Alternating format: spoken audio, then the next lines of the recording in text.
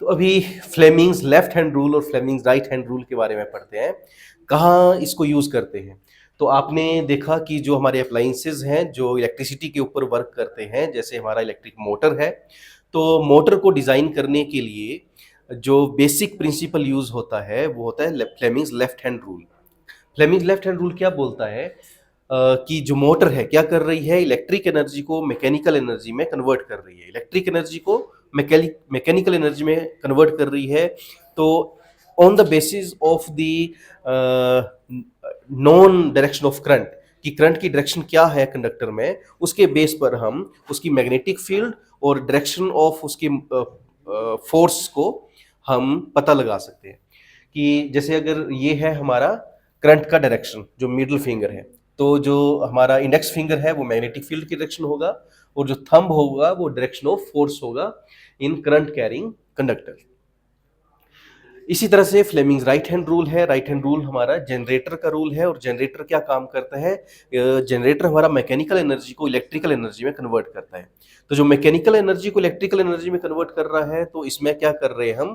Conductor इसमें move कर रहा है in the presence of magnetic field. तो हमें इसमें क्या है कि मोशन ऑफ कंडक्टर पता है और मैग्नेटिक फील्ड की डायरेक्शन पता है। तो अगर ये हमारा मोशन ऑफ कंडक्टर है और ये हमारा जो राइट हैंड रूल है, और ये जो हमारा मिडिल फिंगर है ये हमारा डायरेक्शन ऑफ मैग्नेटिक फील्ड है, तो जो हमारा इंडेक्स फिंगर है वो बताएगा हमें direction of the induced EMF and the direction of current. तो जनरेटर क्या करता है? मैकेनिकल एनर्जी को, जो कि मोशन है कंडक्टर का मैग्नेटिक फील्ड की प्रेजेंस में, जो आर्मेचर रोटेट करता है फिक्स मैग्नेटिक फील्ड में, तो जो इंड्यूस्ड ईएमएफ होती है जिसकी वजह से करंट बनता है उसकी डायरेक्शन क्या होगी? वो हमारा ये मिडिल फिंगर, ये हमारा मिडिल फिंगर बताएगा। तो ये जो इंडेक्स फिंगर है ये मैग्नेटिक फील्ड बता रहा है, इंडेक्स फिंगर बता रहा है हमारा मैग्नेटिक फील्ड, थंब बता रहा है हमारा मोशन ऑफ कंडक्टर, और जो करंट की डायरेक्शन है वो बता रहा है हमारा मिडिल फिंगर। इसी तरह से अगर बात करें हम लेंजेस लॉ की, तो लेंजेस लॉ क्या बताता है? अगर किसी मैग्नेटिक फील्ड में कंडक्टर मूव करे, या किसी कंडक्टर को हम मूविंग मैग्नेटिक फील्ड में, चेंजिंग मैग्नेटिक फील्ड में रखें, तो उसमें ईएमएफ इंड्यूस हो जाता है। तो जो इंड्यूस ईएमएफ होगा उसकी वजह से जो करंट उसमें फ्लो करेगा उसकी डायरेक्शन क्या होगी? तो वो लेंजेस के अकॉर्डिंग होता है, उसमें माइनस का निशान लगता है, और इसका मतलब ये होता है कि यहाँ जो इंड्यूस्ड ईएमएफ की वजह से जो करंट बनेगा वो इस तरह से होना चाहिए कि इसका जो मैग्नेटिक फील्ड बनेगा, क्योंकि करंट इसमें फ्लो कर रहा है, तो करंट के फ्लो करने से वहां पर मैग्नेटिक फील्ड बनेगी। तो उस मैग्नेटिक फील्ड वो इस तरह से होनी चाहिए कि वो जो मैग्नेट की मूवमेंट है वो उसको काउंटर करे। अगर यहाँ देखते हैं, अगर ये मैग्नेट अवे जा रहा है इस कोइल से, तो अवे जा रहा है, तो यहाँ जो करंट है वो मैग्नेटिक फील्ड ऐसा बनना चाहिए कि वो इसको अपनी तरफ अट्रैक्ट करे। तो अपनी तरफ अट्रैक्ट करने के लिए यहाँ पर कौन सा पोल होना चाहिए? South pole. तो यहाँ हमें ये ध्यान रखना है कि अगर किसी कोइल में करंट क्लॉकवाइज फ्लो करता है, तो क्लॉकवाइज करंट फ्लो करने से उसमें साउथ पोल का मैग्नेट बनता है, जो कि अवे जा रहे मैग्नेट के नॉर्थ पोल को अपनी ओर अट्रैक्ट कर लेगा। इसी तरह से अगर हमारा मैग्नेट जो है वो कंडक्टर की तरफ आ रहा है, तो कंडक्टर की तरफ आ रहा है, तो यहाँ पर मैग्नेट ऐसा बनना चाहिए, मैग्नेटिक फील्ड ऐसी बननी चाहिए इंड्यूस्ड ईएमएफ की वजह से जो करंट फ्लो कर रहा है वो ऐसे इसमें घूमना चाहिए कि उसका जो मैग्नेट है वो इसको रिपेल करे। तो रिपेल करने के लिए यहाँ नॉर्थ पोल बनना चाहिए, और नॉर्थ पोल बनने के लिए यहाँ पर जो करंट की डायरेक्शन है वो एंटी क्लॉकवाइज होनी चाहिए। तो यहाँ हमने ये ध्यान रखना है कि अगर कोइल में करंट क्लॉकवाइज फ्लो करता है तो वहाँ साउथ पोल बनता है, और कोइल में इंड्यूस्ड ईएमएफ की वजह से करंट अगर एंटी क्लॉकवाइज फ्लो करता है तो वहाँ नॉर्थ पोल बनता है। अब इस principle Fleming right hand rule की जो ये हमारी ऑब्जर्वेशन थी, जो जनरेटर को कंस्ट्रक्ट करने के लिए हेल्प करता है, तो अभी हम समझते हैं जनरेटर का वर्किंग प्रिंसिपल, जनरेटर की कंस्ट्रक्शन।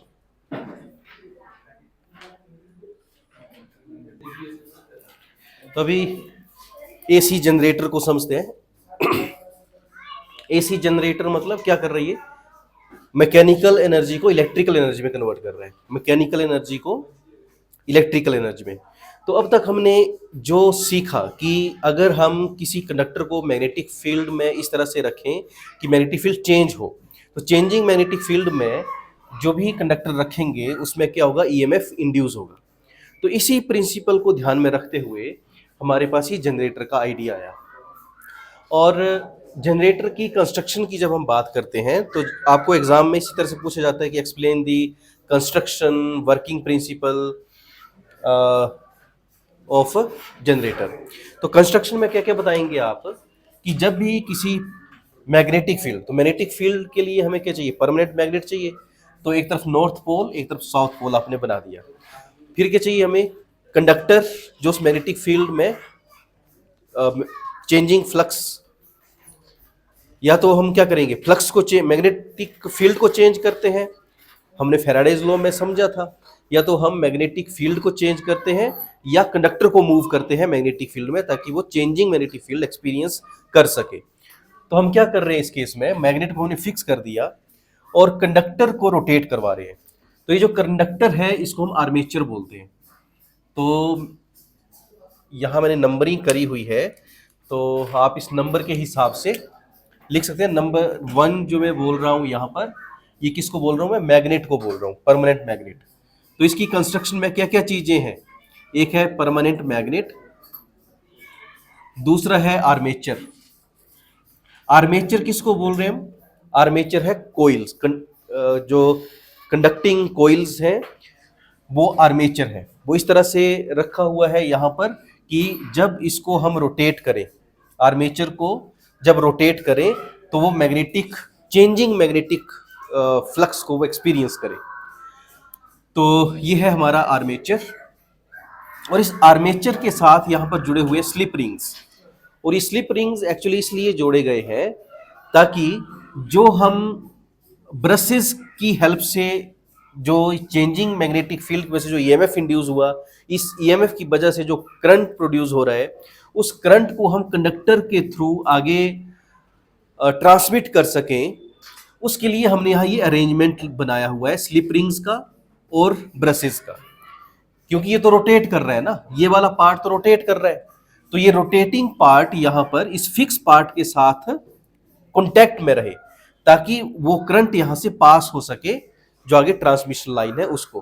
तो यहाँ ये स्लिप रिंग का रोल क्या है, स्लिप रिंग का रोल ये है कि जो चेंजिंग रोटेटिंग आर्मेचर है, ये रोटेटिंग आर्मेचर स्मूथली रोटेट होता रहे और जो करंट प्रोड्यूस हो रहा है वो आगे ट्रांसमिशन लाइन में ट्रांसमिट होता रहे without affecting its position. Otherwise तो ट्विस्ट हो जाएगा ना, अगर ये बिल्कुल सब कुछ कॉन्टेक्ट में ही है तो एक रोटेशन के बाद तो ट्विस्ट हो जाएगा, सारा ऐसे ट्विस्ट हो जाएगा, टूट जाएगा बाद में। तो स्लिप रिंग और ब्रशेस जो है वो इस चीज को मैनेज कर रहे हैं। उसके बाद क्या है ये आपके बता दिए मैंने आपको स्लिप रिंग्स, और बता दिए मैंने आपको ये ब्रशेस, जिसकी हेल्प से यहाँ से जो भी करंट प्रोड्यूस हो रहा है उसको आगे ट्रांसमिट किया जा रहा है। तो ये कंस्ट्रक्शन होगी हमारी जनरेटर की। अब इसमें एक्सप्रेशन क्या है, जो इसकी वर्किंग हो रही है उसमें क्या क्या हो रहा है यहाँ पर। तो क्या हो रहा है, इसका प्रिंसिपल जो हमने पहले पढ़ लिया कि जहां मैग्नेटिक फ्लक्स होगा वहां क्या होगा, अगर फ्लक्स है तो वहां पर कितना फ्लक्स प्रोड्यूस होगा, यहाँ जो फ्लक्स है वो कितना प्रोड्यूस होगा, ये डिपेंड करेगा नंबर ऑफ टर्न्स कितने हैं इस कोइल के, मैग्नेटिक फील्ड की स्ट्रेंथ कितनी है, और ये आर्मेचर का एरिया कितना है ना, इन फैक्टर्स के ऊपर डिपेंड कर रहा है ये फ्लक्स। तो इसको लिख सकते हैं हम NBA cos थीटा। और थीटा क्या है, इसकी एंगुलर पोजीशन है, जो ये रोटेट कर रहा है ना, ये तो एंगुलर फ्रीक्वेंसी इसकी ओमेगा है, तो इसकी थीटा क्या है, इसकी एंगुलर पोजीशन, जिसको हम यहाँ इसका फ्रंट व्यू हमने यहाँ बनाया हुआ है। ये हमने इसका 3D डायग्राम बनाने की कोशिश करी और यहाँ हमने इसका सिर्फ फ्रंट व्यू बनाया है, जहाँ ये जो बीच में दिख रहा है ये आर्मेचर रोटेट होता हुआ हमें दिख रहा है कि आर्मेचर ऐसे रोटेट होगा। तो किसी पर्टिकुलर इंस्टेंट पर इसकी क्या पोजीशन होगी वो किससे पता चलेगा, हमें थीटा से पता चलेगा, इसकी डायरेक्शन का पता थीटा से पता चलेगा ना। और थीटा क्या है, थीटा है हमारा ओमेगा इंटू टी, और ओमेगा क्या है, इसकी एंगुलर फ्रीक्वेंसी, किस स्पीड के साथ ये रोटेट कर रहा है। तो किसी पर्टिकुलर टाइम पर मुझे ये पता लगाना है कि किस एंगुलर पोजीशन पर है ये हमारा आर्मेचर तो हमें ये theta is equal to omega t से पता चल जाएगा।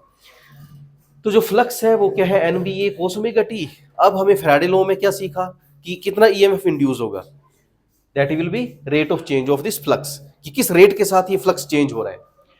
और फ्लक्स चेंज होने का रेट किसके ऊपर डिपेंड कर रहा है, आर्मेचर की रोटेशन के ऊपर, क्योंकि हम आर्मेचर को रोटेट करवा रहे हैं, इसलिए रोटेट करवा रहे हैं ताकि वो ये चेंज एक्सपीरियंस कर सके, ताकि इस चेंज की वजह से ईएमएफ इंड्यूस हो सके।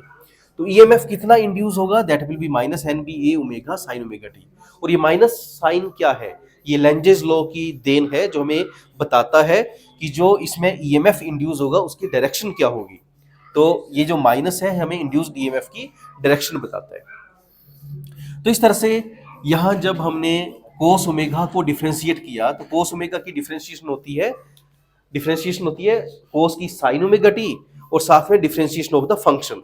तो ओमेगा टी की फिर से डिफरेंशिएशन होगी, तो यहां से आ गया ओमेगा। अब एन बी ए इंटू ओमेगा, ये जो एन बी ए इंटू ओमेगा है, इसको हम ई नोट बोल सकते हैं। इनिशियल जो एक मैक्सिमम जो इसमें मैग्नेट ईएमएफ इंड्यूस होगा, that will be E naught. जब ओमेगा टी हमारा 90 डिग्री हो, जब थीटा हमारा 90 डिग्री हो, तो मैक्सिमम ईएमएफ कितना रह जाएगा, that will be E naught. और बाकी अलग अलग एंगल पर अब हम यहां देख सकते हैं इस डायग्राम की हेल्प से कि जब ये आर्मेचर रोटेट करेगा तो अलग अलग पोजीशन इसकी होंगी परमानेंट मैग्नेट के बीच में। जब हमारा armature theta is equal to 0 degree पर होगा, तो जब थीटा 0 पर है तो यहाँ पर कोई ईएमएफ इंड्यूस नहीं हुआ। ये जो मैं यहाँ ये बना रहा हूँ प्लॉट, ये किसके लिए, इंड्यूस्ड ईएमएफ के लिए। ये है हमारा इंड्यूस्ड ईएमएफ ई, और ये इंड्यूस्ड ईएमएफ ई जो है वो क्या है, ये है हमारा ना E is equal to E naught sine omega t. तो मतलब साइन फंक्शन बन रहा है हमारा ना। तो अलग अलग आर्मेचर की पोजीशन पर हमें अलग अलग ईएमएफ हमें यहाँ पर वैल्यू मिल रही है। तो मैक्सिमम ईएमएफ कब मिल रहा है हमें, मैक्सिमम ईएमएफ मिल रहा है theta is equal to 90 degree पर। तो इस तरह से जो एसी जनरेटर है वो हमें एसी वोल्टेज और एसी करंट प्रोवाइड करता है। तो एसी का मतलब ही क्या है, अल्टरनेटिंग। और अल्टरनेटिंग क्यों हो रहा है, वो इसकी रोटेशन की वजह से, आर्मेचर की रोटेशन की वजह से। तो ये हमारा कंस्ट्रक्शन वर्किंग प्रिंसिपल और ये इसकी आउटपुट एसी जनरेटर की। कोई डाउट इसमें? ओके।